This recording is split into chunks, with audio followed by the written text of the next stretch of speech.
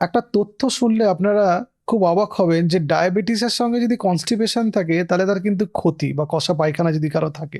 তো কষা পায়খানা কাকে বলে?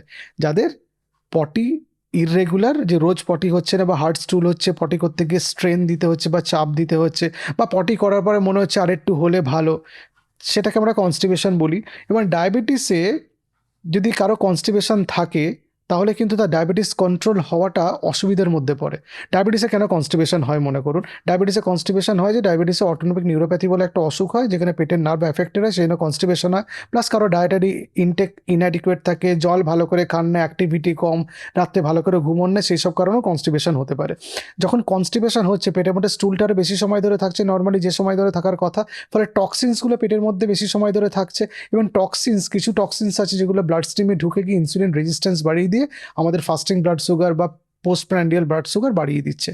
এই আমাদের একটা বডিতে গাট, ব্রেন, প্যানক্রিয়াস অ্যাক্সিস আছে, যেগুলো কিছু হরমোন, কিছু নার্ভের মাধ্যমে একে অপরের সঙ্গে যোগাযোগ তৈরি করে।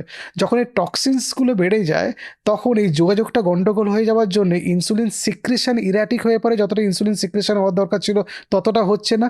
অথবা আমাদের অ্যাপেটাইট স্যাটাইটি যে রেগুলেশন, যে ব্যালেন্স, সেটা গন্ডগোল হয়ে যায়। ফলে বেশি খিদে পাবে, বেশি আপনি খাবার খাবেন, এবং ইনসুলিন যেহেতু ইরাটিক প্রোডাকশন হচ্ছে এবং ভালো করে কাজ করছে না, সুগার লেভেল বেড়ে যাবে। এবং সুগার লেভেল বেড়ে যাওয়ার জন্য আমাদের কিডনির গন্ডগোল তৈরি করতে পারে, আমাদের নিউরোপ্যাথি করতে পারে, নার্ভ আরও ফার্দার ড্যামেজ করতে পারে। সেইভাবে আরও কনস্টিপেশন বেড়ে যাবে, ফলে একে অপরের সঙ্গে সম্পর্কযুক্ত। ফলে যাদের কনস্টিপেশন আছে তাদের উচিত লাইফস্টাইল মডিফিকেশনের মাধ্যমে, ফাইবার ইনটেকের মাধ্যমে, দরকার পড়লে কিছু ওষুধ বিষুধ খেয়ে, দরকার পড়লে তার পুরো ফুড হ্যাবিট চেঞ্জ করে তার কনস্টিপেশনটাকে বেটার করা দরকার, যাতে স্টুল পেটের মধ্যে বেশি সময় জমা না থাকে এবং তার জন্য তার ডায়াবেটিস যাতে আনকন্ট্রোল হয়ে না পড়ে।